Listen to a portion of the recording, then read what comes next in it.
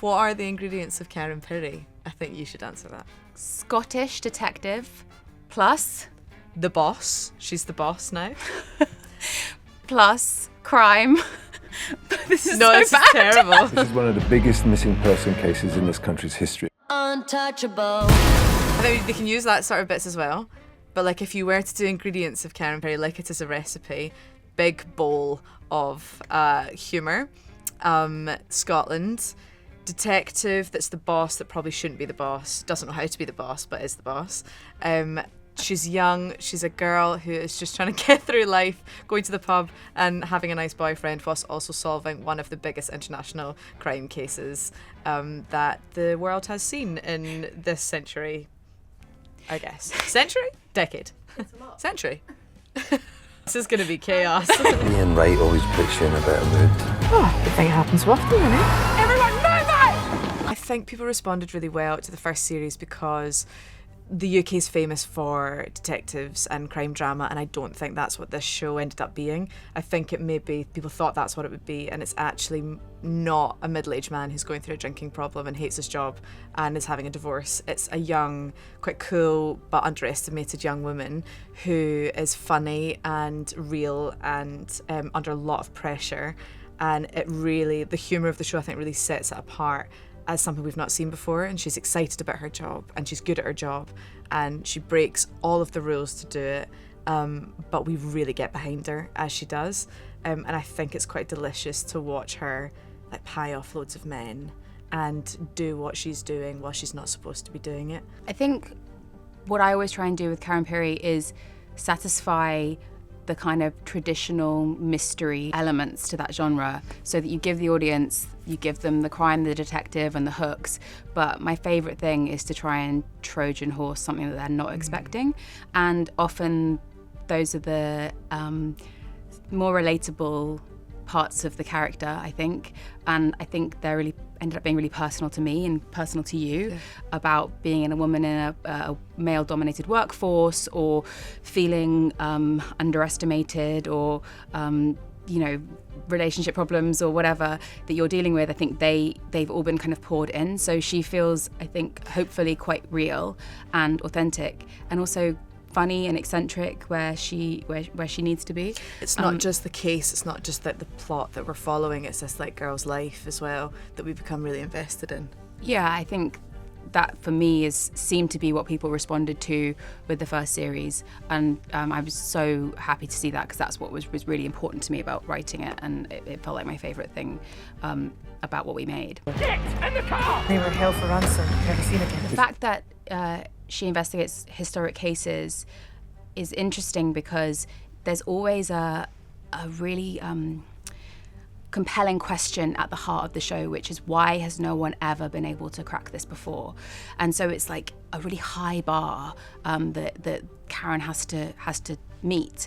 I feel like it really taps into like our human need for mystery, and like, also a human need for answers. That we desperately want that to be solved. I think if you think of there are so many cases in the public eye that the tabloids and the public have been incredibly gripped by, and that is because we all want answers, and the longer it goes on without answers, the more we're drawn in, and then you get the conspiracy theories, and that's a big part of this series as well, that the 40 years that have passed, everything's just spiraled out until almost the story of the case has become bigger than the case. And I think it just taps into the human need to solve a question. I think that's why we like stories, because it gives us like a satisfying answer at the end of the day. The biggest challenge for me in making Karen Pirie is stamina. Being in every single day of every single scene, of every moment, of every part of it. I love it, but it is like constant. And honestly, that probably is the hardest part. And I annoyingly don't do myself any favours, because even if I'm told to get off set, I'll tend to stay there and just she's there on her days off. Yeah, she says stamina and then she's there on her days off. Yeah, when we shot at Barrowlands, which is an iconic Scottish Glaswegian venue, there's like stories of bodies in the walls at the Barrowlands. Like, of course I'm going to be there when they're shooting the 80s stuff to watch that. Yeah. And also it feels like your party that you're throwing, and you want everyone to have a good time, and I kind of never wanted to leave, but you're exhausted all the time. But it's challenging, but it's a wonderful job to do, and it's a really happy set, and we had such a brilliant cast this time with James Cosmo and Frances Tomilty and Julia Brown and all these phenomenal people coming in. I don't know, I love it. I think the biggest challenge for me is there's so much plot in the books, and it's brilliant, but it's for a book, you know, it's not formatted for TV yet, and I kind of have to go through this extensive period where you pull out all of the threads and examine them all and then kind of reorganize them into a way that will work for TV, and that is excruciating and endless and really intricate, and it goes on and on and on entirely through filming and through the edit. So that for me is the biggest challenge, along with balancing the tone. So you have quite a serious case at the heart, but then for me what's really important is making sure we have humour peppered, and I think I write a lot more jokes than end up on screen. That I was about to say, that's a challenge, is when you really want to lean into the comedy of it all, and I'm told not to, and we have to cut jokes. Well, yeah, because you have to be sensitive with the tone in terms of what we're dealing with, so we always have to make sure everything's landing right. And I find it a little bit heartbreaking when a really good line hits the cutting room floor, because I feel like I come from comedy. All of my acting has been through comedy, and it's where I'm really happy. So although I love doing drama, it does make me cry when it gets too serious. Yeah, I was worried I couldn't be funny anymore. How wrong I was.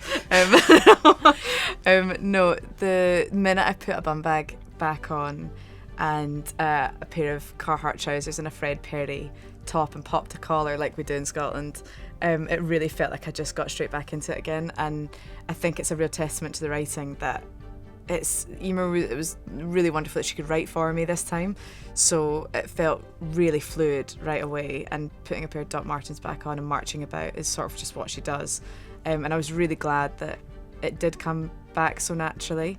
And I think as well, obviously having had success with it, you do have confidence in that you're doing it right, and to try and just go with that. The scenes that I love to do are ones that quite often, like, it's a private moment for Karen and she's dealing with some female rage. I find female rage to be really interesting and exciting, and something that we don't see often enough without just calling a woman mad. I think something like her being in her car, so many of us have used that as a vehicle to to raging out, and I have done it myself. I do road trips from London to Scotland all the time and have a big angry cry and a big laugh, and you know, getting to put those into the show is important to me, because we see her hold it together all the time, and I think especially now as I'm growing up, I know that you're always told as a woman that you should keep a lid on it and keep quiet, and you never really think you're going to have to, and so often I find myself having to, and I find it so frustrating. So to get to be cathartic and exercising these emotions is wonderful. I think I've got two favourite scenes in the show. One of them is, I really love writing for Steve John Shepherd, who plays Karen's boss. He has such a specific way of speaking, and he delivers the humour. He doesn't mean to be dramatic, but I think he gets it. Yeah. But he delivers it just so perfectly. And there's a scene where he brings Karen into his office and he tells her that you are maddening to manage, Pirie. Marriage? You are maddening to manage, Pirie, and you are really quite rude, but you are brilliant. Yeah. And it just sums up both him and Karen's character for me, and it was just performed brilliantly, and your face back at him is my favourite, because I think it kind of sums up the show in a lot of ways. And the other favourite scene, I'm sorry you're not in this one, but I think one of the big things for me about this series, and actually both of the series, is I love writing romance, and it's kind of really at the heart of both of them, even though they're about horrible crimes. When Mick and Kat meet outside the club and they share a cigarette, that for me was kind of what the show hinges off, that relationship and believing their romance, which is a beautiful romance. And when I saw Mark's tape and I saw Julia's tape, they just both were so brilliant in that scene, and I was just hoping that the magic would be there when they did it together, and it totally was, and it's probably one of my favourite scenes we've ever shot. Beautiful. It's just, they just have that twinkle that you need immediately to believe in a relationship. I think Val McDermid puts a lot of herself into Karen as a character, so she's there on the page, but Val wrote these books quite a long time ago. The first one was 17 years ago, and the next one I can't quite remember, but so my goal with it is always to try and bring that character into the most present year and make her feel really relevant right now. And so the way I do that is I read the book, and then I kind of put it aside and then think about how I feel about being a woman in this particular moment. And so a lot of me comes through in her, so that's another layer. And then I sort of... The power you have is crazy. The power Emer has in writing, there'd be things going on in like either of our personal lives or stuff that we've both experienced, and you would write little things in, and I remember one day she came to me and said, this could be like quite hectic to maybe do, and I found it so cathartic to be able to express something that was happening to me, and I thought the power that you have to well change lives. Do you know what I mean? Well, I suppose just in the writing, I always find that whatever emotion I'm grappling with at the time, so it always brings a better scene.